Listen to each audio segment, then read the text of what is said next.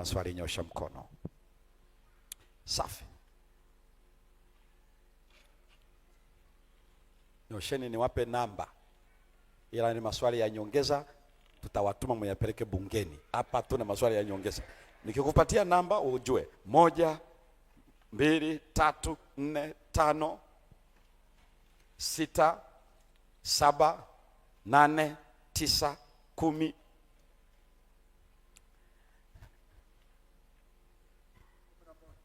11 12 mzee hapa 13 wewe 13 14 15. Si umenyosha eh? Safi. Anzia hapo 15.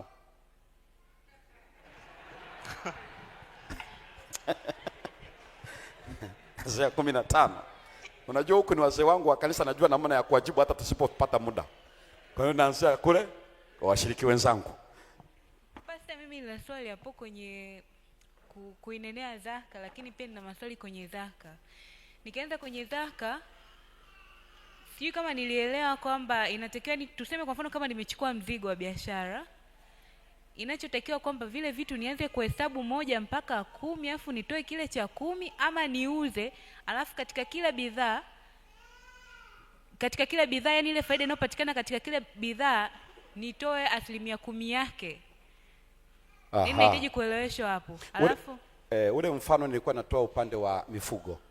Kwenye upande wa biashara ukishatoa mtaji wako kwenye ile faida ndio unapiga mahesabu ya 1 ya 10, 1 ya 10 kwenye zaka na sadaka. Sijaingia hizo kwenye yote hizo systematic benevolence, kesho nitakuja kuunganisha.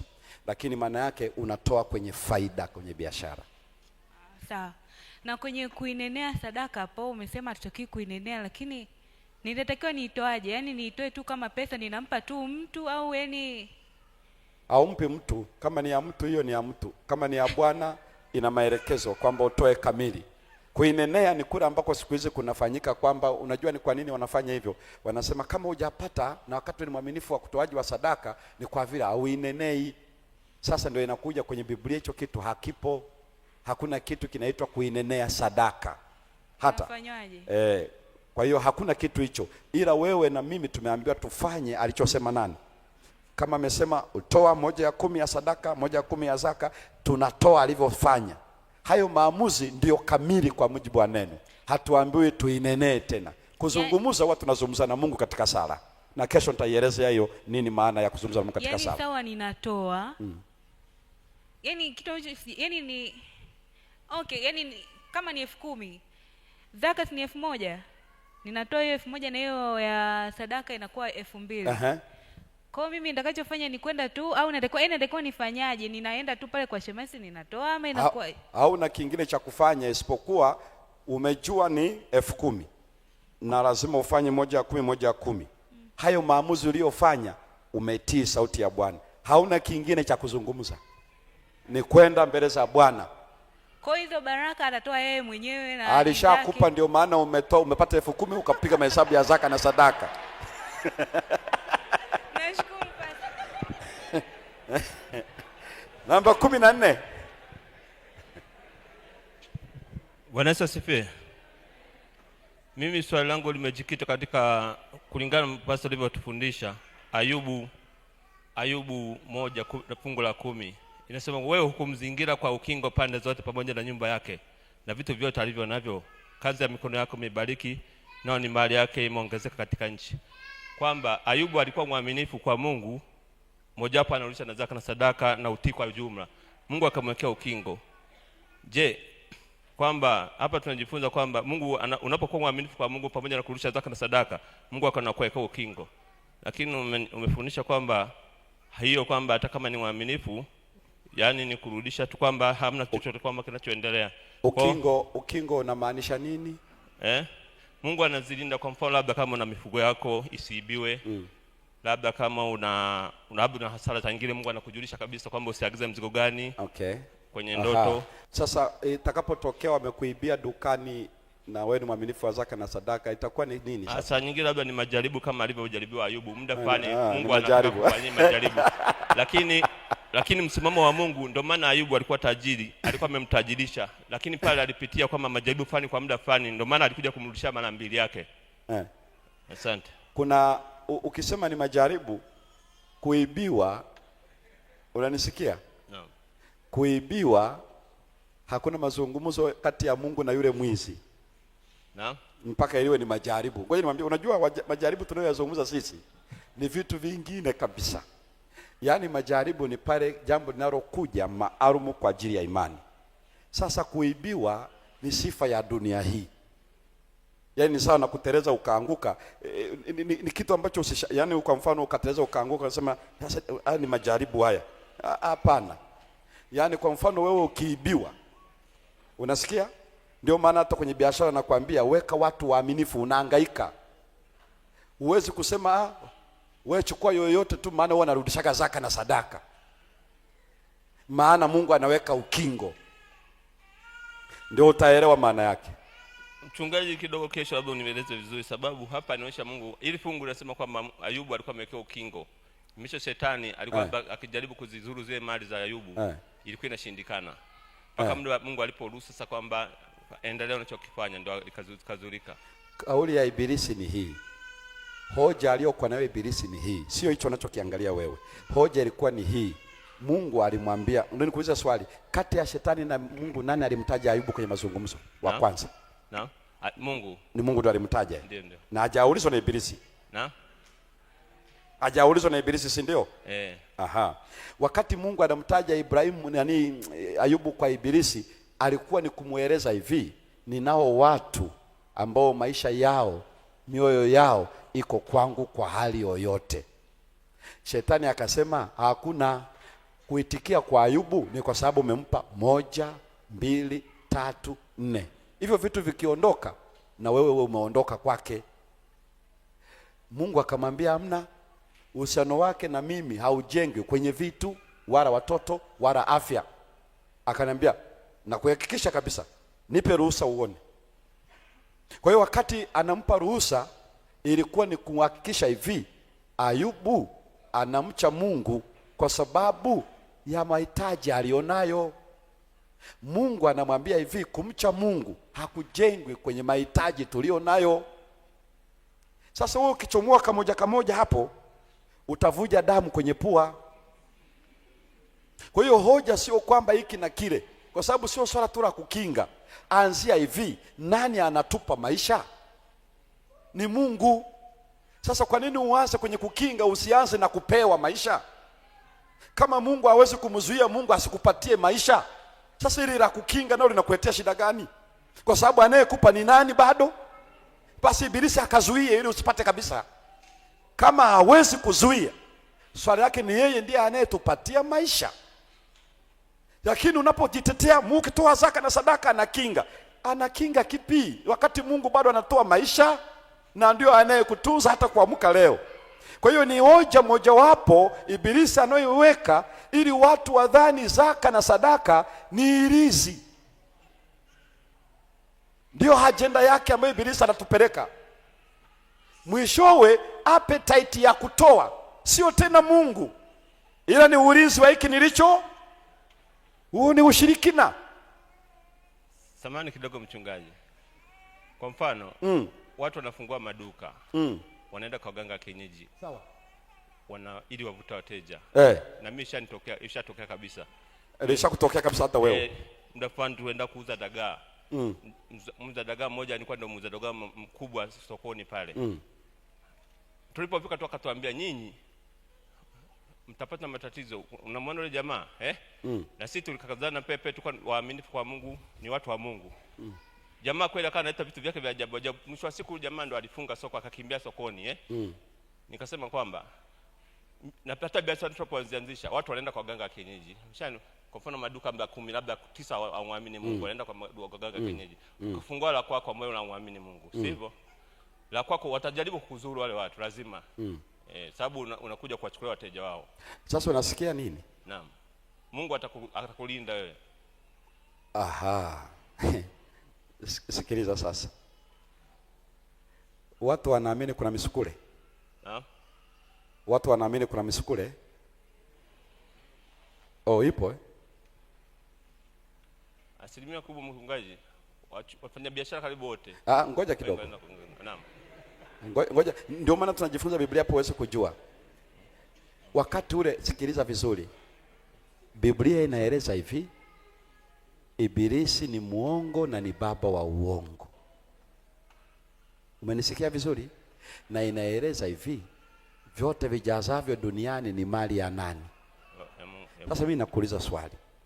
Hawa wanaoenda ushirikina, hawa wanaonekana kupata mali na kwamba wanapewa na Ibilisi, si ndio? Uelewa huo, si ndio? Aha. Hivyo wanavyo Ibilisi anavyowapa, wanachukua vya Mungu alivyoumba hapa duniani, ama kuna ambavyo special shetani anavitengeneza? Yaani ni vya Mungu. Ni vya Mungu. Yes. Kwa hiyo Mungu ni mvivu kuwapa watu wake vitu vyake, shetani ndio anabidia kuwapa. Moja. Kama Mungu hawezi kufanya hivyo, shetani anachukua vya Bwana. Uwezi kuona kwamba Ibilisi ana nguvu kuliko Mungu ambaye anamnyang'anywa vitu vyake? Sasa hapa ndipo mtihani ulipo.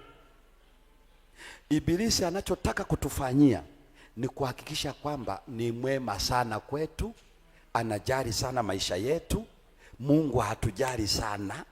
Kwa hivyo yeye ana huruma nyingi, anachukua, anatupatia. Mungu wenu hajali. Wakati Biblia inasema hapana, hata hilo jua analoliwakiza ni yeye Mungu, na hata mvua ni Mungu. Na bado kwenye Kumbukumbu la Torati 8:18 ndiye anatupatiaye nguvu za kupata utajiri, ndiye pumzi yeye anatupatia. Leo Ibilisi anataka atengeneze uongo, ndiye anatupa maisha. Ni ushirikina wa bure. Hiyo yote madawa anayofikiri anafanya, hamna chochote, ni Mungu anayetoa. Nitakuonyesha mfano huu. Wakati Yakobo yuko kwa Labani, mjomba wake huyu akamfiksi karibu mara 10, anambadilishia ujira. Yakobo bado pamoja na yote aliyofanywa, lakini ana ushirikina sana huyu kijana. Alipoona sasa marakaraka, miria, mabaka ndio wamekubaliana ndio watakuwa wa kwake, wakienda kunywa maji, akachukua mifuto za mirubna akazibambua miria na nini, wakienda kunywa maji anaweka pale, eti wakipata mimba wazae wenye marakaraka, miria na nini. Si wakaongezeka hao? Yeye kwa akili yake akafikiri ni zile fito, mpaka Mungu aliposema naye kwenye ndoto, akamwambia Yakobo, njoo angalia. Akaona Mungu alilock down ya mabeberu ya Laban, akaruhusu mabeberu yenye marakaraka, mirialia na kila kitu. Wakati Yakobo anashughulika na ushirikina, Mungu anatembea na sayansi. Yaani maana yangu ni kwamba wale watu wamedanganyika. Hata wanaochimba madini wanadhani ni zile dawa za waganga. Hamna chochote. Ili ujue Mungu wako ni wa ajabu, bado huwa anawapa hata wanapofanya ushirikina. Hii ndio maajabu ya Mungu. Sisi ndio tunapaswa kufahamu, kuwasaidia wajue, hapana, anayewapa maisha ni nani? Anasema tunatoa kafara, tunaoa watu, hakuna chochote. Mungu ndo anayefanya hivyo. Sasa ukiamini kwamba eti wanafanya biashara, wanavuta watu kwa sababu ya jambo hilo, maana yake umekubali udanganyifu wa shetani. Na mwisho wa siku usipoangalia, ama yeyote anayefanya hivyo, ataona Mungu ndio mwema kuliko Mungu, na Ibilisi ni mwema kuliko Mungu. Kumbe ni mdanganyifu aliyekuumba leo ashinde kukutunza. Ibilisi hajakuumba. Yeye akuumbe tangu hujaingia kwenye akili za mama na nini, akakutoa tumboni, eta akutelekeze. Sasa shetani ndio take over, ndio aonekane muungwana, anayejua uhitaji wako pale nyumbani, anayejua juu ya kazi unayoifanya. Ni muongo na ni baba wa uongo. Wewe ulisomaga primary miaka ile kwenye zile noti za kijani zile za shilingi 10. Yes. Si walikuwa wanakuja wale wanaitwa wazengaombwe? Na? Wanasema haya, kachomeni majani. Wanachukua viberiti, wanatoa njiti za viberiti, wanaweka ile majani. Wanazungumza maneno yasiyoeleweka. Alafu anaita mwanafunzi mwenzio, haya njoo fungua. Unakuta noti za shilingi 10 zile za kijani. Sasa mimi nilikuwa sijaelewa. Mpaka nilipokuwa Mkristo nikasoma Biblia ndo nikajua Ibilisi ni wa ajabu sana. Kumbe nikajua kama hao watu wanaweza kutengeneza hela, mbona walitaka tunaingia kwa viingilio? Si tungekuwa tunaingia bure. Ni sana hao watu wanaong'ang'ana wakatengeneza tuna hela. Ukienda kwa madini wana hela za kupata hela. si watupatie dawa tukachukua hela benki.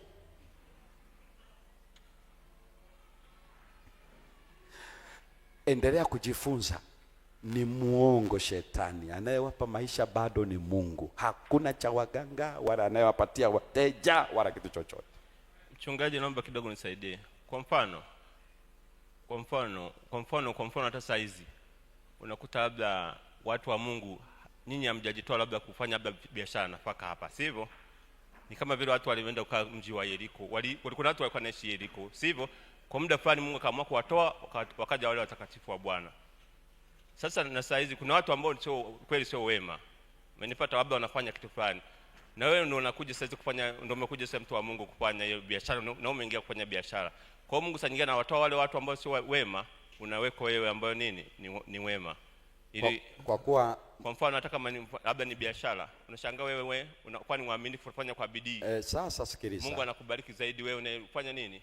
Unajenga ufalme wake. Ukishasema hivyo, umekinzana na kauli yake Mungu mwenyewe. Mungu hana upendeleo. Hawezi kumuumba huyo kwa vile tu ni mpagani asimpe mahitaji. Hana upendeleo. Yaani huyu Mungu anayekupenda wewe ndiye anavyowapenda hata hao wapagani. Na anawajali na anawatunza sana hata watakapojua baadaye. Ile ya Kanaani ni agenda nyingine tofauti kabisa. Na sio kwamba alikuwa amewachukia, aliwatunza miaka 400 akihangaika nao kwa ajili ya mpango mzima wa ukombozi. Sasa ni sawa na atakapokuwa anakamilisha huduma ya wokovu, atakapokuja wataungua moto, si kwa sababu hakuwataka, ila kwa sababu hawakuitikia alichokuwa anazungumza nao. Lakini uwezi ukasema eti Mungu anamfukuza huyu hapa soko la Nanira la Majengo, ananiweka mimi Mkristo mwaminifu ndio nipate pale. Hakuna kitu hicho. Katika swala la riziki za maisha, imradi ni mtoto wa Adam, ana access na maisha yote. Kila mtoto wa Adam, vyote alivyoviumba Mungu amewapa wote. Wawe Wahindi, wawe Wachina, wawe Waarabu, wawe nani. Kila mtoto wa Adam katika mahitaji ya dunia hii, kila mtu. Kwa hiyo hawezi kumtoa huyu pagani anipachike mimi Mwadventista ama mimi Mkatoliki. Mungu haoperate hivyo, hajulikani hivyo, ila ni mwema kwa watu wote. Soma Zaburi 145 mstari ule wa 9. Hebu soma. Umeachana nayo? Zaburi 145 soma mstari wa 9.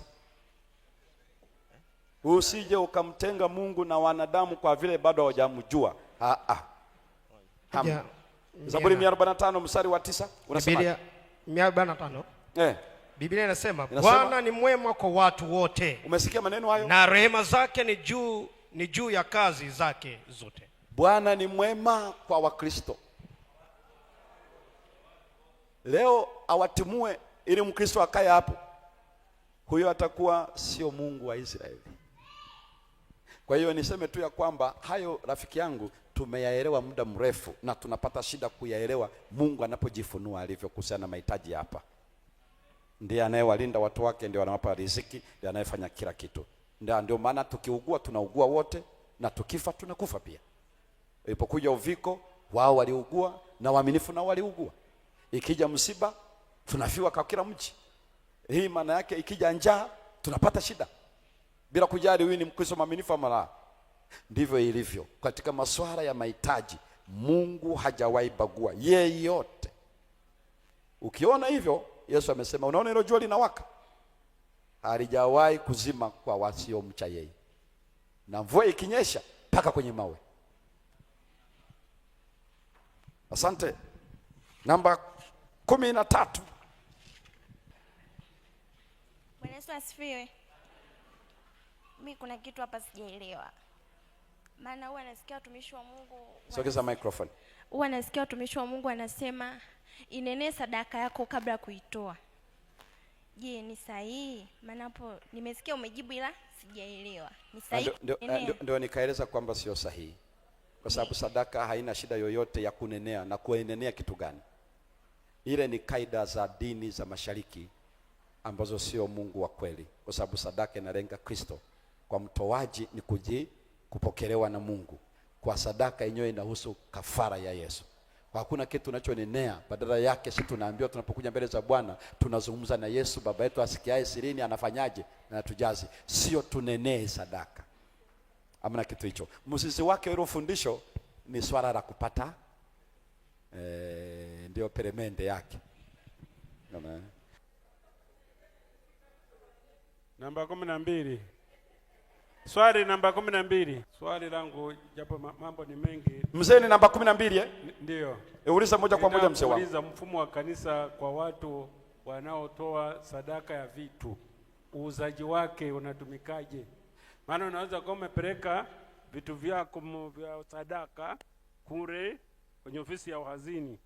Vinauzwa huko bila washiriki kujua au inakuaje? Asante. Mara nyingi katika swala kama hilo, washiriki wanapokuwa na vitu hivyo watoe taarifa kwa uongozi. Wanapotoa taarifa kwa uongozi, wanajua kabisa mimi nina kuku, mimi nina mbuzi, mimi nina mahindi, mimi nina hiki. Wanapotoa taarifa hizo, kwa sababu hatuna store ya kuweka hivyo vitu. Mnanisikia vizuri? Tunaweka, uongozi unaweka siku ambayo washiriki wanajua vitakuja hiki na hiki na hiki na hiki, vitaletwa na tunaviuza. Visipelekwe kwa shemasi wala kwa nani. Mwisho viliwe na panya, maneno tena yaje. Na kuuzwa ndio manake ni vitu vya halaiki. Sio kitu cha kusema tumeuzia huko kwa ofisini. Vinaweza vikaleta mashaka kama hayo mzee unavyoeleza. Kwamba mtu wa Mungu ameleta mikungu yake ya ndizi, alafu anakuja kuambiwa alichukua kwa shilingi 2000. 2000 ule mkungu. Ni nani? Eti ni shemasi mkuu. Ndio matatizo yake hayo. Kwa hiyo ndio hicho kitu. Kwa hiyo wakishaambiwa, maana pia mkileta bila washiriki kujua kuna kitu gani, ndio hiyo kwamba sasa mna wapi pa kuviweka. Kwa hiyo ndio maana wanatoa kwa uongozi wa kanisa. Mimi ninamwambia uongozi kwamba mzee au shemasi au nani, nina vitu vya zaka, madebe kadhaa ya maharagi, madebe kadhaa fulani anayo ya karanga, sijui ya nini ana mbuzi.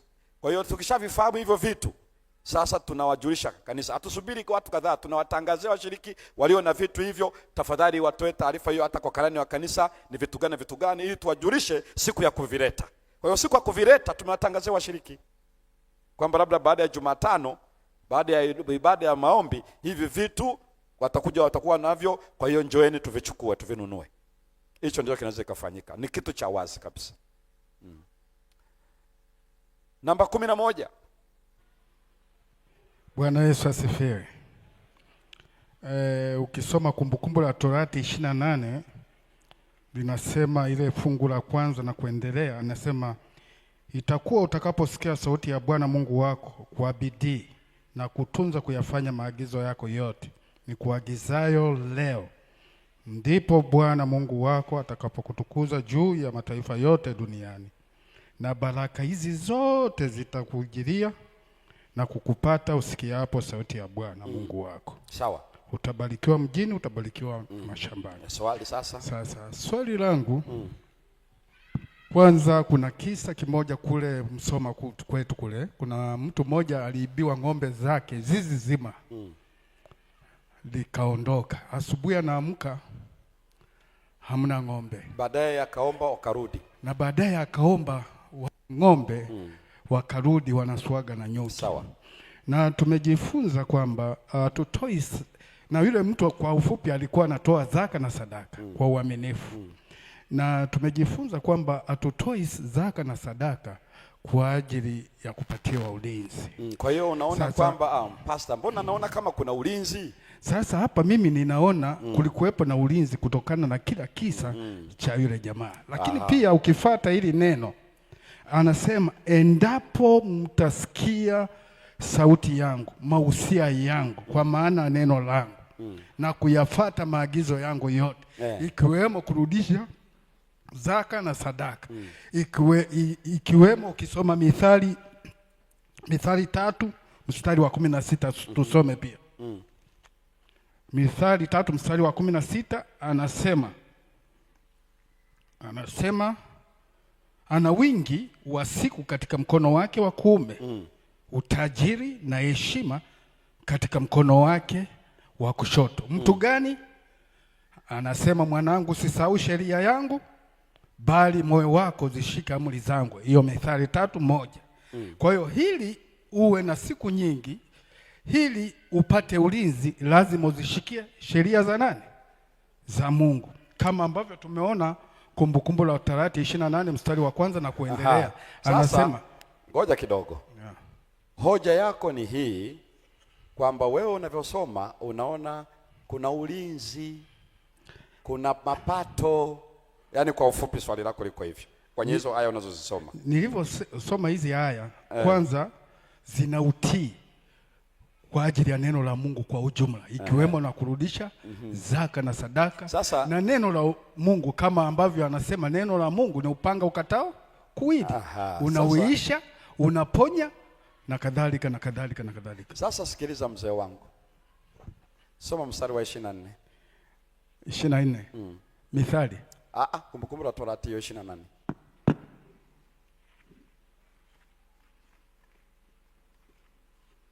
Soma. Kumbukumbu la Torati 28 fungu la 24. 24. Neno la Mungu linasema, Bwana atafanya mvua ya nchi yako iwe vumbi na mchanga, itakujiria juu yako kutoka mbinguni hata uangamia. Aya 12 inasema atafungua mvua na madirisha mvua inyeshe. Aya 24 iko upande wa laana, ikiwa watatii. Sasa mimi nakuuliza, Tanzania hii wote ni watiifu wa neno la Bwana? Hapana. Mbona analeta mvua? Kwa sababu anapenda waovu na wema. Soma mstari wa 30. Mstari wa 30. Neno la Bwana nasema, utaposa mke na mume mwingine atalala naye. Utajenga nyumba usiikae. Utapanda mizabibu usitumie matunda yake. Wote ambao wake zao wanaziniwa huwa sio waaminifu, sio watiifu kwa neno la Bwana. Wengine huwa ni waaminifu, wengine sio waaminifu. Sasa hiyo ina apply, inatengenezaje? Kwa sababu amesema usipokuwa mwaminifu utaoa mke afu mwingine atalala naye. Utajenga nyumba na watafanyaje pia? Utazima mzabibu, watakula wengine. Sasa sikiliza vizuri.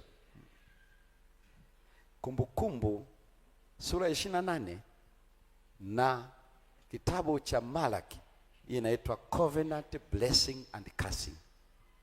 Ni baraka na laana zenye sharti maalum kwa taifa la Israeli. Ukienda haraka utavuja damu kwenye pua. Ni sawa na wale wanaosema tamwagia baraka isiwepo nafasi ya kutesha, au ni Malaki. Alafu waulize hapa, nani nyumbani kwake Mungu alishagajaza nafasi? Haipo. Kwa kuwa wanarudisha zaka na sadaka. Kwa hiyo ukichomoa kasentesi nje unapata shida kuelezea aya zinazokuja. Kwa hiyo sijafika hapo, ni kueleza kwa ufupi kwamba ile ni baraka na laana zilizo kwenye agano zenye masharti kwa taifa la Israeli. Principle iliyoko pale, kanuni ni hii: uhusiano wetu na Mungu anauhitaji. Ingelikuwa ni hiyo inatembea paka leo, nimekuchomolea tu kitu kimoja uone. Nitafungua mvua inyeshe kwa wakati na nini. Alafu usipofanya hivyo nazuia, badala ya mvua inakuwa ni vumbi na kila kitu.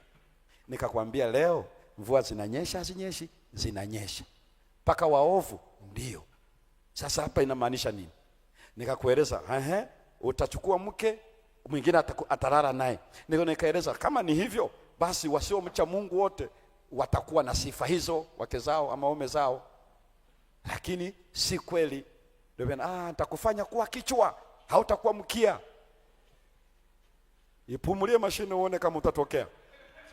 Unaona, ndio vitu hivi ambavyo unapaswa kujua. Kwa hiyo ni iko kwenye agano, ni covenant blessing and cursing yenye condition maalum kwa taifa la Israeli. Sisi matumizi yake tunaitumia tu kwamba Mungu anahitaji uhusiano wetu na yeye. Lakini katika mambo ya kimaisha hii ilikuwa imeambatana maalum kwa taifa lile.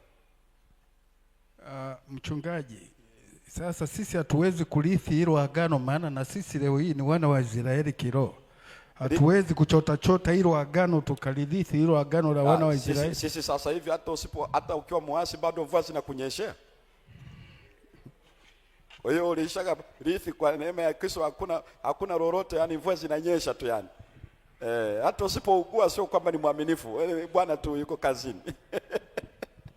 Ninachoweza kusema kwenye hiyo Kumbukumbu la Torati ni hiyo kwamba Mungu alizungumza na taifa la Israeli. Ni sawa na ile Isaya 60 na inayosema hakuna atakaye kufa hajafikia miaka 100 na nini, na ukienda haraka unafikia nazungumzia mbingu mpya na nchi mpya. Lakini anazungumzia baada kutoka nchi ile ya utumwa, kutoka kule Wakaridayo na Wamedi na Wajemi. Mungu alikuwa na mpango wa kutembea nao. Ni sawa na wale wanaosema ukila vizuri, ukaacha 1 2 3, majani ya chai, kahawa, nyama, hiki, yani wewe utaishi miaka 100. Sikiliza, haitengui siku za kuishi kwa mwanadamu ni miaka 70, ikiwa mingi ni 80.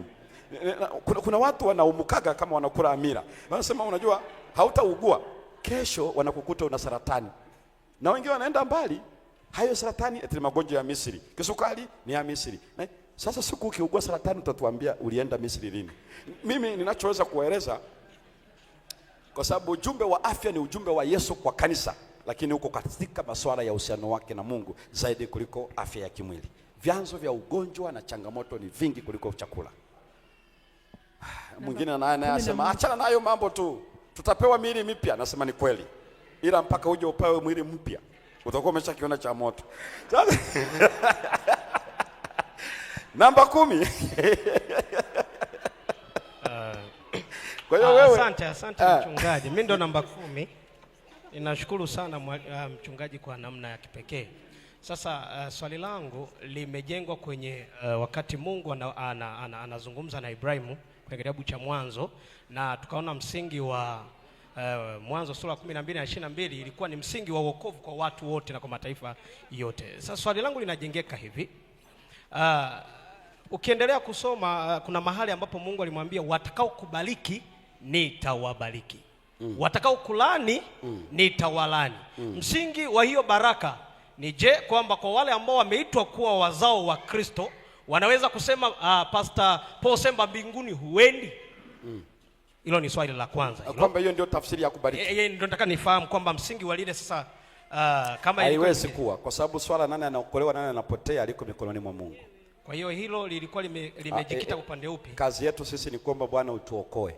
Lakini kusema fulani haendi ama asiendi, hakuna mtu ana mbingu, labda mbingu ya Morogoro. Yes. Sasa kwa maana hiyo sasa Pastor nataka kujua msingi wa Mungu kumwambia watakao kubariki nitawabariki alikuwa na maana gani?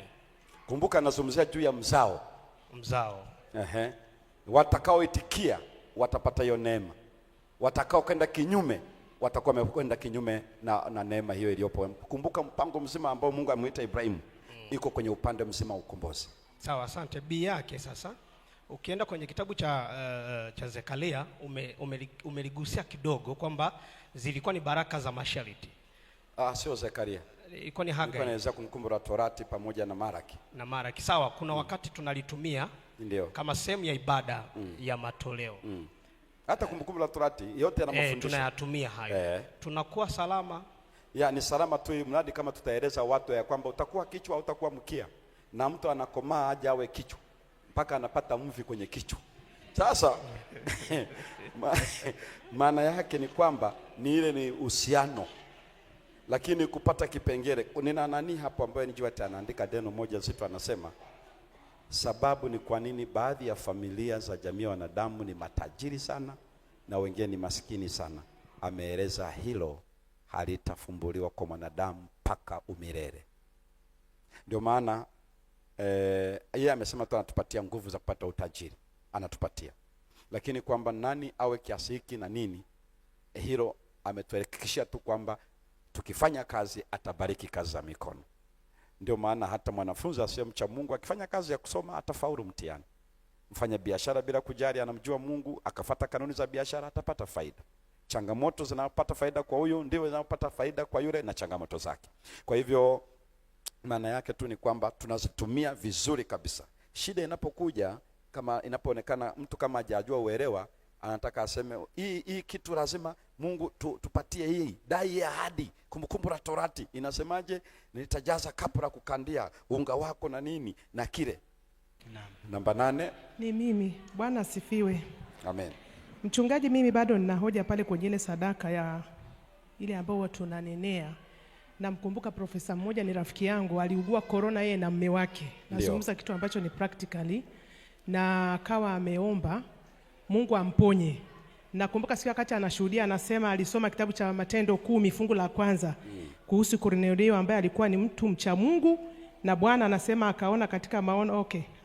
Hiyo inaeleza jinsi ambavyo Bwana alikamwambia sala zako na sadaka zako zimefika juu kwa kuwa ukumbusho mbele za Mungu. Ndio. Akakumbuka jinsi ambavyo alikuwa anafanya, akamwambia Bwana, kumbuka matoleo yangu. Akashuhudia na wale watu wakapona. Ndio. Kwenye ule ushuhuda alivyotoa, watu wakachukua lile jambo wakaenda kulifanyia mazoezi. Nakumbuka dada mmoja alikuwa ni mtu ambaye alikuwa ni mlevi. Ndio. Alikuwa anateseka sana. Katika ile ibada ambayo tulikuwa tukimuombea kwa muda wa siku 10, alikuwa anamuomba Mungu. Na tulikuwa tunasema baada hili tutoe pia sadaka ya kumshukuru Mungu kwamba umekombolewa. Haya tu, hiyo nayo ikapita. Mimi mwenyewe nilishawahi kufanya kitu kama hicho. Ndio. Sikunena kwamba sadaka ikafanye hiki, lakini katika ibada ambayo nilikuwa nikiifanya, nikimwimbia Mungu, nikisoma neno la Mungu na kuomba kwa ajili ya hilo jambo, nilikuwa nahitimisha hilo jambo langu pamoja na sadaka. Ndio. Na likatokea si mara moja, mara mbili. Yaani sasa mimi leo nimevurugwa kabisa. Mpaka nilikuwa na kereketo hapa nasema, Mungu Baba, nilikuwa nafanya upagani hapa kanisani. Sasa nikomboe. Bi yake tujibu hilo kwanza sasa. Kwa sababu hili lingine labda niliseme tu nisiseme tena. Kwamba sasa kama tunasema kwamba kumtolea Mungu kwa harambee sio kitu kizuri, kwa nini tunapeana magoli? Si kila mtu tu atoe kwa kupenda. Kwa nini tunaambia makambi mtoe kiasi hiki au jenga CTF tutoe hiki? Mimi naona hicho kitu sasa kina tu pressurize kutaka tufikie ile lengo ambalo tumepewa. Mpaka tunaambiwa hapa mmetoa 3% tu. Lakini hiyo ya 3 ndio tuliopenda. Tena kuna wakati isipofika anasema jamani tukamatane hapa tufikishe goli. Tunakamatwa sasa pastor, tunaambia mama Mwita wewe toa laki. Ikishakuwa hiyo ni sawa na mama aliyesahau kutikisa chupa ya dawa lakini ameshampatia mtoto dawa. Kwa hiyo anaanza kumtikisa mtoto mwenyewe. Asante sana mchungaji. Asante. Sikiliza sasa mama. Sikiliza. Uponaji wako na wa kwangu na wa mtu yeyote, kuna mambo mengi ambayo tunayafanya na huwa tunadhania ni utendaji huu tuliofanya ndio maana Mungu ameitikia. Tukasahau ya kwamba hata pale ambapo hukuomba bado alikuponya hata wewe bila kuomba. Sasa shida inakuja moja tu mama, kwamba ni wale waliopona waliofanya hivyo wakasema, ila hatuna wale waliofanya hivyo wakafa waje watuambie. Ni sawa. Kwa mfano, angalia tu jambo hili. Huwa tunazungumzia Danieli kwenye tundu la nini? Tunazungumzia Paulo na Sila wapi? Hatusemi Yohana Mbatizaji alikatwa shingo wapi? Gerezani. Kwa hiyo ukieleza ya kwamba kuomba haimaanishi utoke gerezani. Sisi tutaenda. Kuna wakati ilitokea Masai mmoja akatoa ng'ombe zaidi, halafu wakazaa mapacha. Unanisikia? Mtu anaweza akachomoka na hiyo. Ukitoa zaka, ng'ombe wanazaa Kumbe hatujui kusudi la Mungu alichokuwa anataka kufanya kwa kile kijiji. Wako watu watatoa zaka lakini ng'ombe hata zaa manini, na saa nyingine hata anaweza akafa akizaa. Unaona hicho kitu? Kwa hiyo tunapata hiki nilichofanya ama ulichofanya. Sisi tunakieleza kama attachment ya Mungu kufanya kwa utoaji wa sadaka. Ni vile tunavyotafsiri.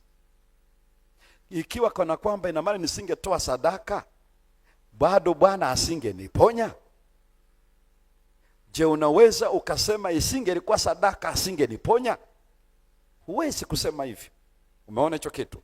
Bi yake wale waliofanya hivyo na bado wakafa, je, Mungu hakujali kujitoa kwao?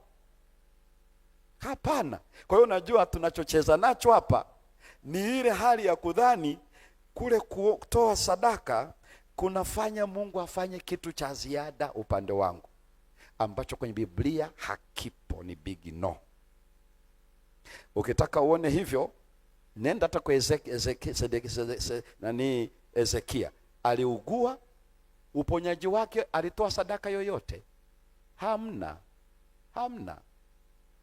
Ni sawa na wanaofunga wanaacha kula siku 7, ambao ni jambo zuri la kiroho, lakini wao wakifikiri Mungu atafanya kitu kwa sababu nimeacha wali maharage. Kabla hawajajua watadhani kweli kufunga kwangu ndio kumefanya Mungu amefanya hiki, mtoto amepona, mtoto ameenda shule. Kumbe hamuna kitu. Mungu anafanya zaidi ya tunavyofikiri. Mpaka tujue baadaye ndio tunajua kumbe Mungu ni mwema kwa watu wangapi. Kuna wapagani hata wajui kuomba, walifikia kukata kamba alafu Mungu akawarudisha, na hawajui mpaka leo kama Mungu ndiye aliwarudisha, mpaka siku atakapoelewa. Pastor, mimi niendelee na hiyo dawa yangu au niache? Nisaidie hapo. Kwa sababu kama nitakuwa nimekuelewa hivi, sio lazima na nisitegemee. Sijui nisemeje. Lakini nataka kuamini kwamba sitaki kujiatachi kuamini ile sadaka yangu ndio inafanya kitu, ambacho na mimi ndivyo hivyo ninavyofanya. Lakini nilifundishwa kwamba ukiwa unafanya ibada yoyote tunafanya, hata tukija hapa kanisani tutakuwa na nyimbo na maombi na neno, lakini pia tutakuwa na sadaka. Na mimi nikikaa nyumbani kwangu nafanya hivyo, nasema hii ni sadaka, leo nilifunga nikimlilia Mungu katika hili jambo. Na practically tangu nikiwa binti amekuwa akinijibu. Sasa naanza kujiuliza, hivi kitu kumbe labda nilikuwa nakosea. Yaani nataka tu nipate hicho kitu. Japo mimi sikuwa nimejiatachi kusema kwamba hiyo sadaka ndio inafanya. Mimi nilikuwa kwenye swala langu la kiibada. Sikiliza sasa. Ruhusu uelewa huu. Amina. Shida iliyoko pale ni kwamba nikitoa sadaka, Mungu atagusa afya yangu, atagusa kazi yangu, atagusa uhusiano wangu. Hilo ni big no. Liondoe kabisa. Havina uhusiano huo. Amesema kumtii Mungu, uhusiano wake na yeye haina masharti ya hivyo. Badala yake akatuambia uwe mtii hata kama unakufa. Kwa hiyo sadaka, somo hili linakuja kutueleza tunatoa ili iweje. Ruhusu huo uelewa juu ya ule uelewa uliokuwa nao mwanzo. Halafu utagundua kwamba Mungu alikuwa na operate na wewe katika uelewa huo uliokuwa nao. Yeye ana operate zaidi ya hicho unachoelewa. Sasa anapoleta ukweli, anakuonyesha kumbe Mungu ni mwema kiasi hiki. Ndiyo maana yake. Sadaka haifanyi Mungu atuguse sisi. Ni mimi mkamilifu. Sadaka ipo inanionyesha uaminifu wangu kwake kwa ajili ya Calvary. Kwa hiyo ndio maana mtu asiye na sadaka na ni mwaminifu, ndio hivyo. Maana hata hiyo sadaka uliyotoa mama kakupa yeye, kazi ya mikono. Sasa kama amekakupa wewe, hata ndio maana hata wale wasio waaminifu wa zaka na sadaka bado anawapa hata leo, na wanapanda cheo na wanapata afya nzuri, na tunao kanisani. Yaani maisha yanaenda. Ni sawa hata kama leo ukiamua ukaenda kalima eka 100 na ukaotesha siku ya Sabato, utavuna bado. Hii kama nimekuchafua zaidi. Yaani watu ukifungua duka siku ya Sabato, wateja hawaji. Wanakuja na faida utapata. Ndio ujue Mungu wako alivyo mwema. Kwa hiyo ndio kitu hicho anachokifanya. Kwa hivyo ukisema ile dawa yangu niache, nikasema sasa sikiliza. Sasa hivi hiyo dawa ndio imeambiwa isiyo dawa. Dawa ni Kristo. Ile utoaji wa sadaka kadi anakupatia Bwana, na mwito anakupatia yeye. Lakini unapofanya hivyo isije ikaonekana ya kwamba lazima upone, kwa sababu sasa umeshajua na utakuwa mwaminifu na bado utakufa hata kama umeugua. Samani lakini bado unaendelea mama. Mama sijasema pastor yeye ameshaniharibia hapa. Maana yangu ndio hiyo tu kwamba Bwana atakuhifadhi, na siku ikifika ya kufa hata ukitoa zizi zima bado kaburi utalionja. Ndio hivyo. Namba 9 wewe, si ndio? Ile ya michango subiri kesho. Hiyo inahitaji mtaji wa kesho. Usije ukatikisa tumbo la mtoto kabla ya kutikisa chupa ya dawa.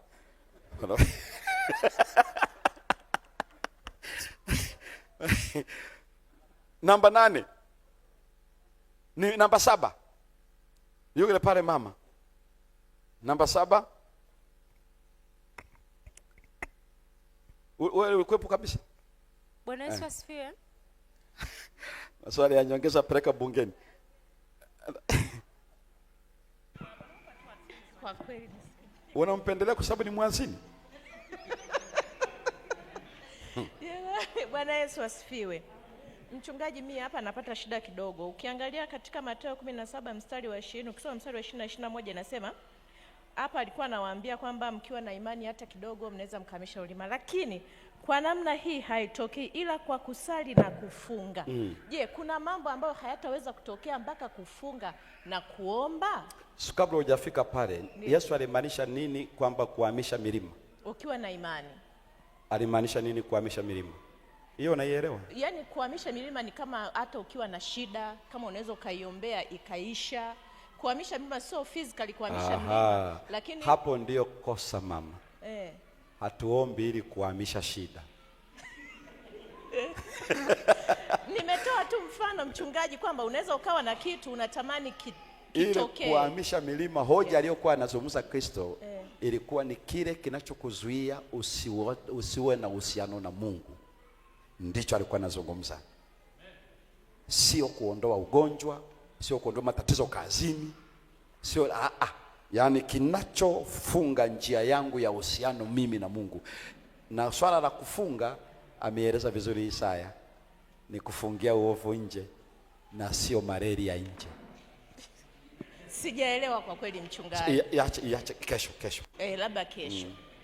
Mimi nakwambia kuna vituko tunavyo vya kutosha, ila Mungu ni mwaminifu, atatusaidia tu.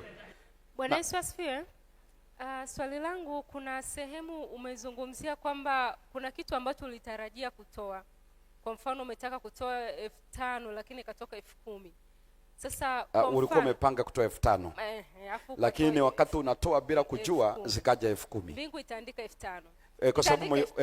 Kwa sababu hata moyo wako wenyewe ulikuwa umeandika 5,000. Sasa ikitokea kwa mfano labda tuseme sadaka ya makambi, ukatarajia kulingana na kipato chako ukatarajia kwamba utoe labda 50,000, lakini kulingana na ambavyo ukaona baraka za Mungu zimekuwa ukaongeza labda ikawa 100,000.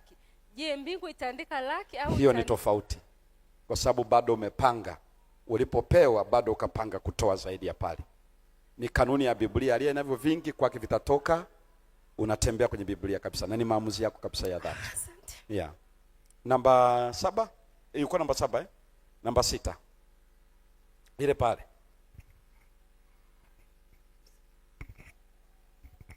Bwana ni mwema. Samani pastor, nitaongea nimekaa. Karibu. Nafikiri wakati unaanza asubuhi ulisema Mungu habadiliki, ni yeye yule. Ndio. Ila nilikuwa na swali linalohusiana na magoli, umesema kesho. Na subiri kesho.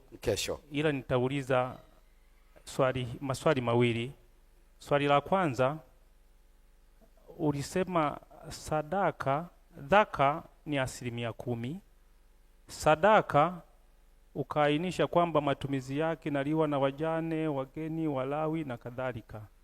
Na nyingine naliwa kwenye sehemu ambayo Mungu ameichagua. Leo hii dhaka na sadaka, na ukasema sadaka ni nyingi kuliko dhaka.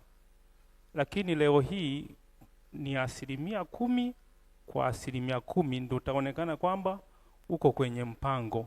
Sasa hiyo 10% ilitokea wapi? 10% ya hii zaka na sadaka. 10% ya zaka iko kwenye Biblia kama matumizi ya wanaohusika na mpango wa ukombozi. 10% ya ile sadaka ni mwanzo wa utoaji. Na ukija kuzingatia hizi 10% na huko 10 ni kwa kila pato. Lakini ukija kuzingatia unagundua bado wewe unatoa zaidi kwa miito mbalimbali ndani ya kanisa. Ndio maangalia sadaka ya ujenzi wa kambi, sadaka ya kununua kiwanja, sadaka ya kanisa, ya ujenzi wa kanisa, sijui sadaka ya mahubiri, sadaka ya nini. Hizo zote zitakuta sadaka inaongezeka kwa upande wetu, lakini zaka huwa haiendi zaidi ya 10% ya pato. Kwa hiyo uelewa usibaki kwenye 10%. Hapana, hata kama wakibaki na huo, atakuta tu kwamba huwa ni zaidi, sadaka huwa ni zaidi. Asante. Swali lingine, swali lingine napenda niulize kuhusu kubarikiwa. Wakati fulani hata kwenye mikutano ya makambi unakuta promotion za utoaji zinafanyika. Wakati mwingine wachungaji wamejipanga kule mbele, wanahimiza hata kama hauna sadaka, nenda tu kashikane na mkono na mchungaji akutamkie baraka. Na wakati mwingine hata mtu anapotoa, mchungaji anasema ubarikiwe. Hiyo huwa inamaanisha nini? Ni vizuri tumuulize yeye. Anaposema umetoa afa anasema ubarikiwe, kwa sababu inajua Bwana huwa ameshakubariki na kwa maamuzi yako kulingana na ulichofanya kama alivyokupatia. Wewe niambie kitu cha pekee, unajua hata nisipokuambia wewe ubarikiwe, mradi umetenda alichosema nani, umebarikiwa moja kwa moja. Ni sawa na mtu, sio mpaka kuseme umelaaniwa wewe. Na kama nimetenda kinyume na mapenzi ya Bwana, sio mpaka niambiwe na mtu fulani nimelaaniwa. Hamna. Lakini kubarikiwa maana yake ukitenda sawa sana mapenzi ya nani? Ya Mungu. Wala hata uhitaji mkono wa mchungaji Sembo, hauhitaji. Ila maana yake ni nini? Hiyo yote katika kipindi hiki, unajua watu hawajafahamu, hiyo ni vuguvugu la kipindi tangu kwenye karne ya 19 ambayo inaitwa worship experiential, ibada ya ku-experience kitu. Ndio unaona kote, hata ile ya kusema shetani piga ngumi, fanya nini, ni package moja wapo. Yani ndio maana unaona ili ni muabudu Mungu, nione sanamu fulani inaonekana mbele yangu, niibusu, niguse, nifanye nini na nini, kitu unacho experience kwa sense organs, kwa nini inaonekana. Na hiyo ndio nimeingia ina creep in. Ndio unaona njoo tu hata mpasa Semba kushike nini, mkono, na kuna siku asipokushika mkono unaona kama leo hujabarikiwa. Unaona shida iliyoko pale. Sasa ama nimeifanya Pasa Semba, unaweza kukuta mimi mwenyewe pia nikawa sijui, niliona kama jambo zuri kumshika mshiriki mkono ametoa sadaka, nikafanya hivyo nisijue nini ninachokipeleka pale. Biblia inaeleza kabisa, hata unapopeleka sadaka yako imeeleza lengo, focus ni kwa Mungu mwenyewe, na mpaka anaona baba yako aonaye sirini. Sasa hii ya kutaka kuniconnect mimi na wewe mpaka nikushike mkono au pita tu hapa, ina madhara yake makubwa sana. Ni package kubwa, na siko leo kuzungumza habari ya hizo spiritualism inayoendelea, umizimu unaoendelea katika vazi la Ukristo na branches zake zote. Ndio hivyo vinavyokuja hivyo, na ambavyo leo pia utoaji ni kanuni ya kiuchumi kubwa mno katika ulokole. Ndiko imetokea huko kwamba ukitoa unapokea zaidi. Ndio maana mpaka kuna sadaka za kujiripua, kama jiripue, tunaleta mshahara mzima. Akitoa sio kwamba ana uwivu wa kazi ya Bwana, ila ametoa ni uwekezaji. Ule ni mradi nije nipate zaidi ya mshahara niliyotoa, kitu ambacho hakipo. Ila kama mtu anatoa mshahara mzima kwa ajili ya kazi ya Bwana, sio ili nipate zaidi, atakuwa yuko sahihi. Lakini anatoa ili aje apote double, tayari shakuwa tatizo. Wakati mwingine mifano ipo kwenye Biblia natumiwa. Mwanamke wa Sarepta alitoa akala kwa muda wa miaka 3, chakula akikupungua. Kwa hiyo mwanamke yule hajatoa yeye, aliambiwa na Mungu toa. Sio yeye aliyesema nikatoe mkate ili nipate mikate debe zima. Yeye hakuwa na habari cha nani wala nini. Mungu alimwambia Elia twende kule Sarepta, nimemwagiza mwanamke mjane akulishe.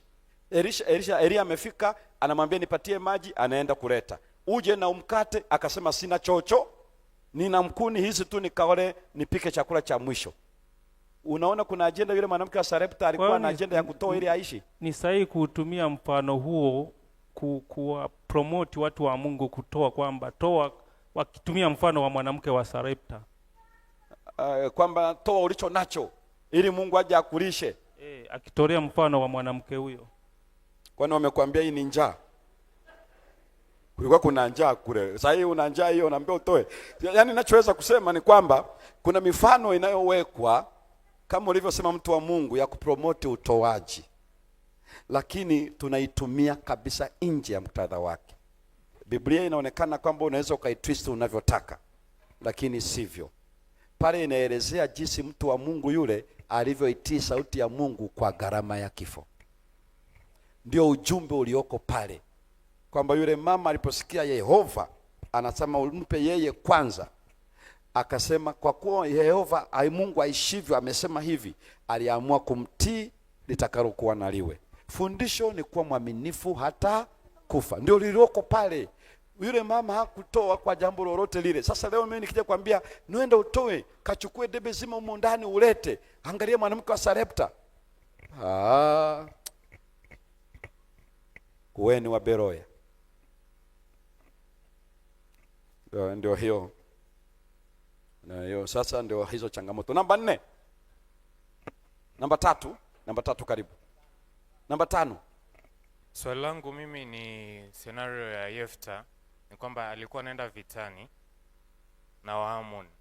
Akamwambia Mungu kwamba alitoa ahadi ya kumtoa yoyote atakayetoka. Na akaitekeleza na Mungu alimbarikia, akawaua Waamon. Aliwaua baada ya kutoa? Kabla akatenda sawa sawa baada ya kuwa Mungu amemtendea kwamba kwa vile Mungu ulinisaidia ukawaua Waamon, basi mimi namtoa binti yangu. Na ule ulikuwa ni mbaraka kwamba Mungu alitenda kwa sababu Yefta aliweka nadhiri, au Mungu alikuwa na mpango wa kutenda hata asingetoa nadhiri. Swali lako? Ndio hilo swali. Yes. Kwa hiyo wewe unaona Mungu alikuwa anahitaji sadaka za wanadamu? Hapana. Nasema ni kwamba sasa ndio inakuja hivi. Ndicho ambacho ninachoeleza kwamba utendaji wetu mara nyingi huwa tunadhani ni Mungu amewafanya. Mungu alimwokoa Yefta kwa ajili ya maslahi ya taifa lake. Lakini hakuwa amekubaliana na utoaji wa mwanadamu kwa sadaka. Ila Yefta anaonyesha namna gani alifanya utimilifu wa ahadi aliyoiweka. Ila Mungu haabudiwi kwa kafara za wanadamu. Kwa hiyo Yefta anatajwa si kwa aina ya sadaka aliyotoa, ila kwa gharama aliyoifanya alipotamka. Kwa hiyo kuna vitu tofauti vyoko hapo. Kwa hiyo wewe leo uweze ukachukua mtoto uende mtoe kafara ukasema hata Yefta alifanya, wakati tayari una maarifa.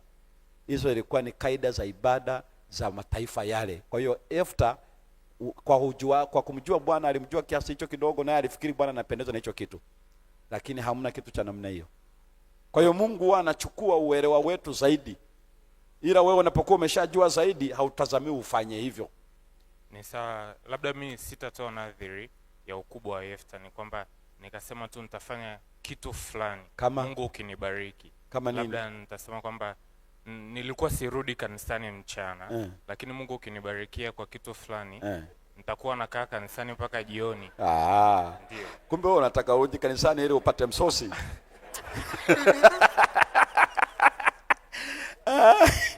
Tutanibarikia nikirudi kanisani unipate nitakufanyia hivi.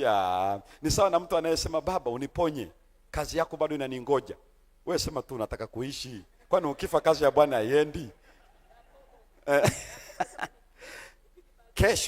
Kesho hiyo Yakobo, subiri kesho. Kwa sio sahihi kuweka nadhiri. Wewe uweze kuweka nadhiri kwamba ukinibariki hivi kuja kanisani nitakutolea. Sasa hapo nani anapata hasara hapo yani? Wewe ulishajua kuja kanisani. Sasa maana yake ni kwamba kuna somo tulitoa la uwakili, juma la uwakili, nazungumzia juu ya ahadi na nadhiri. Hilo somo liko hapo, utaona wazee wa kanisa tulitoa. Nenda upitie hiyo kitu uone nini maana ya ahadi na nadhiri. Iko ni sehemu ya kwanza na ya pili nakumbuka. Kwa sababu ilitoka kwenye ofisi ya uwakili CTF. Unaenda ni masomo mawili yanafuatana. Kasome kwanza hiyo alafu ndio ujue hivi nadhiri ni nini. Isije kaonekana ni hongo kwa Yesu. Kwamba ukimhonga nadhiri, Yesu mbona anakuja mzima mzima? Namba 4.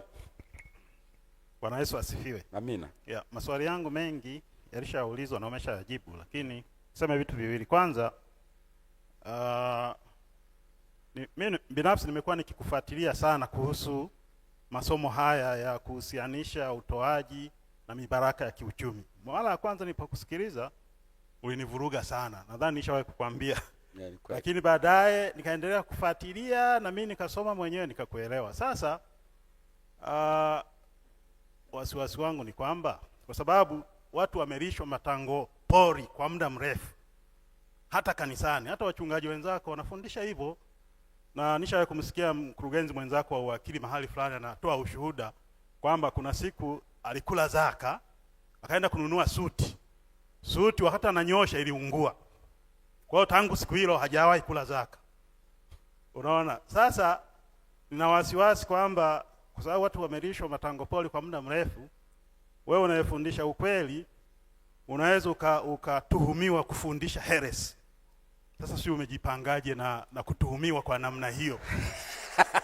Hilo la kwanza. La pili, nitoe ushuhuda.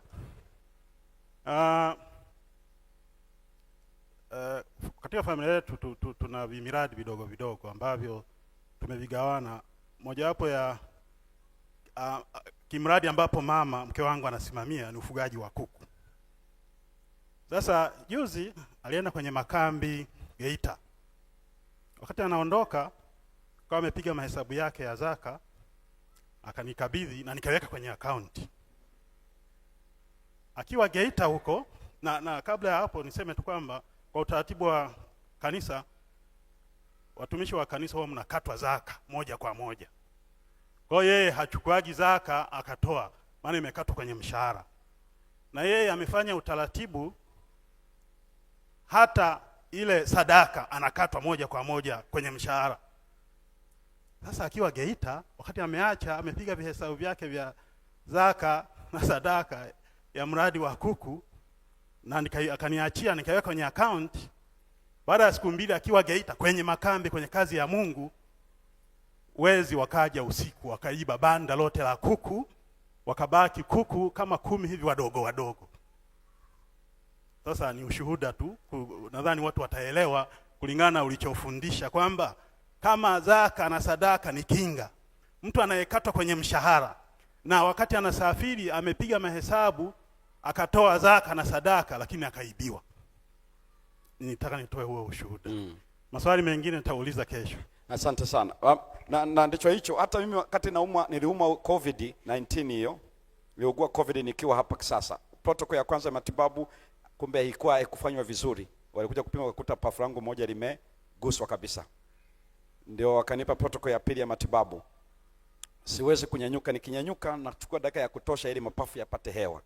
Usiku nimelala nasikia kuku wanalia kwenye banda. Tani wakati wangu anakaa Kisasa. Sasa mke wangu ananiambia hicho ni nini? Na wote tuko chumbani, ni usiku na isitoshe mimi ninaumwa. Halafu mimi nataka eti nitoe majibu kuna nini huko nje. Saa nyingine sasa mabua ulizi maswali. Sasa nikajua maana yake, anataka nijue kuku wanaibiwa na sijui anataka niwajibike. Sasa nikajitahidi sana kutoka kitandani kwa sekunde, kwa dakika, maana ukinyanyuka ukigeuka hivi utulie kwanza upate hewa ya kutosha ndipo tena unyanyuke tena stage kwa stage. Nikaenda kwenye dirisha nikatoa pazia, nikaangalia. Wakati nimefika hapo naangalia kijana anatoka kwenye banda amebebea kuku wangu kama na matikiti maji. Sasa usiweze kufanya chochote, maana hata kutembea ni kazi. Nilimpa tu neno moja tu kwamba wewe ni mwizi. Kwa hiyo alienda na hilo neno basi. Paka leo kuku hawajarudi.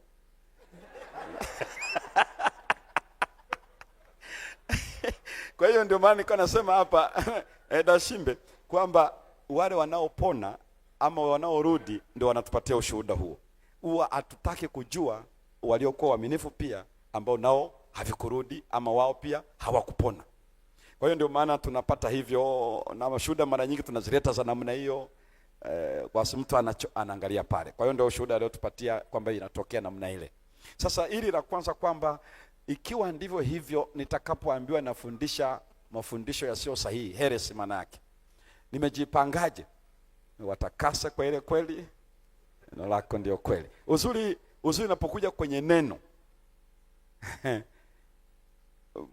na fundisho na bahati nzuri kwenye kanisa hili mpaka nani ya GC yote na kila kitu, uelewa wa upande wa utoaji uko hivyo wote. Hata mwaka huu nimehudhuria semina ICD, walikuwa wamekuja kwamba utoaji sio upande wa kipato, na ikibaki hivyo watu wa Mungu watapotea, kwa sababu sio kanuni yenyewe. Ni swala la uhusiano wao na Mungu katika mpango wa wokovu na kupokelewa kwao wanapojiunganisha na Calvary, sio swala la mbinu za kiuchumi. Sasa ninajua kwa sababu tunaishi kipindi ambacho hayo mambo ni mengi, na watu wanapenda kufanikiwa, wanapenda wasiugue, na ukiangalia Uprotestanti ulioanguka, hayo ndio mambo yanayoshindilia miujiza na utoaji wenye kuleta mapato. Kwa hiyo na sisi tunatamani hayo maisha. Kwa hiyo tunaona ni njia rahisi ya kuyafikia maisha yenye kipato kizuri, kufikia afya nzuri na kupanda cheo na kufanya hiki na kile. Sasa haya mambo tutayasimamia na tutafundisha. Sisi tutakapokuwa tumeelewa, akija Pastor Semba akasema njoo ukitoa utabarikiwa, kwa sababu una ukweli. Ukiwa na ukweli unakuwa huru, kuliko aje afundishe haujui ukweli. Lakini kama umeshafahamu ukweli, utajua huyu mtu wa Mungu na hajafanya nini, hajaelewa, bila kujali ni mchungaji, bila kujali ni nani. Elewa tu kwamba naye hajafanya nini, hajaelewa. Lakini wewe hautavurugika popote, kwa sababu unafahamu utoaji hasa ni nini maana yake. Ila ni mimi nikishughulikiwa kwamba namna gani, hakuna wakuja kushughulika kwenye hili kanisa, kwa sababu ndilo uelewa wa kanisa. Haya mengine ambayo Semba anaweza kupita kule, inamaanisha kwamba mchungaji mwenzangu anasema hiki na kile, kila pando asiyolipanda baba litang'olewa. Haliwezi kusimama. Na haliwezi kusimama. Kwa hiyo tutakuja kuangalia kesho. Haliwezi kusimama, na hiki ninachofundisha hapa na kifundisha wakati jua linazama ama linachomoka, wakati ni usiku ama ni asubuhi, nikiwa hai mpaka nitakapokufa. Huyu hapa Pastor Magesa, nikiwa hai mpaka nitakapokufa. Lakini Mungu atubariki. Ilikuwa ni namba 4, namba 3. Wamebaki wazee. Maana wakibaki wazee ninyi tutafanya kesho. Si ndio wazee wangu? Safi. Niko kwenye zaka na sadaka. Zaka 1/10, sadaka 1/10, lakini katika mafundisho na kwamba inaweza kaongezeka. Ndio. Sio kwamba inaweza, obvious inaongezeka. Sawa kabisa. Sasa najaribu kuangalia mtoaji mmoja ambaye ni Bwana Colgate katika miaka 90. Yeye alikula ile ya Mungu. Alafu ile kwa ya kwake ndio akampa nani? Mungu. Nafikiri mpaka hapo umenielewa. Sio kwamba alikula ya Mungu, ila alitoa zaidi ya kile ambacho tunakiona. Yaani maana yangu ni kwamba alichukua iliyokuwa ya Mungu, ndio akawa anaitumia. Alafu ile iliyokuwa ya kwake akampa nani? Mungu. Kwa maana hii kwamba katika zaka alitoa kama ilivyokuwa sahihi. Sadaka alifikisha mpaka 80%. Sasa katika ile hali ambayo nimeiongelea ni kwamba iliyokuwa ya kwake akampa Bwana, alafu iliyokuwa ya Bwana akawa ina maana kwamba kwa Mungu ikawa ni zaidi. Ndio. Sadaka ilikuwa zaidi na alibarikiwa sana. Sasa pale kuna mambo mawili. Moja, Mungu anasema kwamba utafuteni kwanza ufalme wake na haki yake, haya mengine yote utafanyaje? Tazidishiwa. Sasa kulikuwa na mjadala mrefu ambao nilikuwa nikijaribu kuangalia na kuona kwamba ni kweli huyu anapotoa sadaka ni ibada. Kutoa zaka na sadaka ni ibada. Lakini pia tunaambiwa tunazungushiwa ulinzi wa Bwana ni pale tunapolishika neno la Bwana, tunapomjua Mungu. Ina maana kwamba katika lile neno na Mungu mwenyewe ameagiza. Maana haya yote maagizo tunayosoma kutoka katika nini? Maandiko matakatifu. Sasa swali langu linakuja hivi. Zaka mtu akizidisha kwenye ile 10% ni dhambi? Ni kweli ni dhambi? Kwenye zaka kwa kuwa ndio umemaliza swali? Ndio namba utunze anapotoa zaka kwa maana ile ya kwa ajili ya injili, kwa watumishi wa injili, yeye ameeleza tu ni 1/10 basi. Sasa huyu anayezidisha pale, yule anayezidisha maana yake sasa anatoa anavyojisikia yeye. Maana wachungaji pia wanasema kwamba ukizidisha kwenye zaka ni dhambi. Yani, zaka inabaki vile ila sadaka ndio inazidi. Yeah. Sasa kama halikuwa hajui, Mungu anajua huyu ni mtu wa Mungu mwaminifu wake, ila hajapata maarifa namna utoaji. Lakini akishafahamu atatenda alichosema nani. Maana ndio maana ya imani. Sasa, kwa hiyo kama anazidisha huko akijua kwamba anapaswa kutoa 10% zaka, ila sadaka ndio kwa vyovyote vile atakavyoweza kutoa, hata kiamua kutoa mshahara wote sadaka. Sasa hilo nashukuru. Nizungumzia habari ya Bwana Colgate mbele kwenda mpaka 80%. Na alifanikiwa sana na aliuza sana dawa za nini? Za meno. Sasa ninakuja sasa kwa nani? Kwa wachungaji. Aliuza kwa sababu pia aina ya dawa ilikuwa inafanya kazi. Usije wakasema ni Mungu alitia baraka zake. Ni baraka za Mwenyezi Mungu. Maana aliuza sana. Sasa ninakuja sasa hoja hapo. Bwana Shimbe naona ameisiliba tu. Hajaisiliba ile ameuliza. Ameisiliba kwa mimi, kwa ufahamu wangu. Ameisiliba. Sema mama alienda wapi? Kwenye mkutano. Alikuwa anatoa upande wa pili kwamba ikiwa tutakalili kwamba tukiwa waaminifu kwa matoleo, vitu vyetu havitaguswa na uharibifu. Ndicho alikuwa anatoa ushuhuda kwamba tuwe na uelewa huo. Point yangu ni hii. Ni vipi wachungaji wenyewe wanakatwa moja kwa moja kule? Ndio. Kwa nini tu wasipewe hiari ya kutoa? Ndicho hicho nilichosema kwamba alisiliba. Kwa maana moja, kama huyu Bwana Colgate angekuwa nakatwa kule moja kwa moja. Sio ya kwako. Huyu Bwana Colgate angekuwa nakatwa moja kwa moja, asingetoa ile mpaka kufika 80. Kwa sababu zaka haina matumizi popote kwenye local church. Haina. Yote inaenda ofisi ya Fred. Yaani hoja yangu ya msingi. Ndio maana inakatwa kwa watumishi wote. Kwa sababu haitabaki popote kuanzia nyumbani. Hoja yangu ya msingi ni hivi. Huyu ni mtumishi. Na mtumishi anapaswa apewe nini? Pato lake. Na anapopata pato lake, kwa vile yale ni mahusiano yake na nani? Na Mungu wake. Sasa kwa nini asipewe na kwa hiari yake akamtolea Mungu wake? Sasa inakatwa wapi? Moja kwa moja. Hoja ni kwamba nyinyi mnaona kwamba waweze kuwa waaminifu eti. Hiyo ni la kwako. Ila mimi nasema kwamba yeye anaturumia sisi. Si wahurumii. Ndio nafuata agizo la nani? La Bwana. Ni mimi nimeenda shambani, nimelima, nimepata.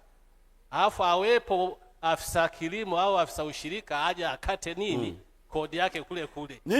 Ninyi mnafikiri ingelikuwa serikali ndio inatoa, alafu yani kwa maana kwamba serikali inatoa mshahara, si ndio? Wanawapa kwanza alafu baadaye ndio mkaripe. Logic yake ni nini mnafikiri? Kwa nini wanafanya vile? Kwa nini awape tena na wakati wanajua hiyo bado itarudi kwao? Kwa nini akupe? Ndio maana wanakata. Sasa kwenye zaka iweje isiwe bado inarudi huku? Sasa huyu anayekata ndio inanipa shida. Maana ulipofundisha mwanzoni kwamba tawa hao ilikuwa ni ya nani? Ni ya Bwana. Na aliipeleka wapi? Kwa ajili ya utumishi shambani. Unaona? Sasa pale anapokata yule mkataji kule, sasa sijui ndio Bwana. Maana pia tuliache hilo. Ila ujumbe umefika. Ujumbe umefika hivi. Sikiliza. Pamoja na hayo yote ndio maana umeona ameeleza kwenye shughuli zake anazopata bado anarudisha zaka. Kumbuka swala ambalo linalozungumzwa pale, uaminifu alionao. Sawa. Sasa hata yule ambaye kumbuka Bwana hashughulikii zaka hizo unazoangalia. Hata yule ambaye anakata lakini moyoni mwake haridhii. Usifikiri kwamba eti Bwana anamuona ni mwaminifu kwenye zaka. Hata unajua mchungaji ulitolea mfano mzuri sana wa ile shilingi 10,000, lakini kumbe kusudi yake ilikuwa shilingi 2,000. Sasa hata yule unaweza kumkata moja kwa moja kule kumbe kusudi yake ilikuwa ni kutoa 2000. Hiyo tuliache. Ndio hiyo sasa. Ndio hiyo sasa kwa wachungaji anazungumzia. Kama mimi ninakatwa, alafu mimi kumbe sifurahii kufanya hicho. Bado ni yale. Hata kama hela zinabaki. Hoja yangu ya pili ni hii. Mimi ni mkulima. Naomba kwa unyenyekevu, wakati unyenyekevu anaenda nao, hata asubuhi ameenda nao. Naomba nilinde mchungaji. Asante. Nafikiri wazo langu la mwisho ni hili. Mimi ni mkulima wa mahindi. Na katika kulima mahindi tunakwenda katika kutembelea shamba, ishafikia hali ya kukomaa, lakini kwa vile sisi binadamu basi toa 4, 5, 6 kwenda kuchoma. Kesho tena anachomoa, anaenda anachemsha. Tunachemsha. Sasa na mwisho wa yote katika urudishaji wa zaka na sadaka huwa ni pale yanapokuwa yamefanyaje, yameshakauka. Sasa ndio nimekuwa nikitafakari sana. Hii chomoa hii na ile mwishoni inakuwa ni zaka na sadaka kamili. Kwa mtu yeyote ambaye ni mwaminifu na anajua Bwana anavyosema, atajua namna kufanya na hayo mahindi. Mimi sijui. Ila kama yeye ni mwaminifu, ana majibu sahihi ya namna atakavyofanya. Ni sawa hata kama ni matunda ni nini, anajua atakavyofanya. Kwa hivyo ila kama hiyo sio maisha yake, sio tabia yake, basi yuko namna ile. Lakini kama amekusudia, ni mwaminifu kwa Bwana, hiyo atafanya kwa vizuri kabisa. Bwana wabariki sana kwa jina la Yesu, amina.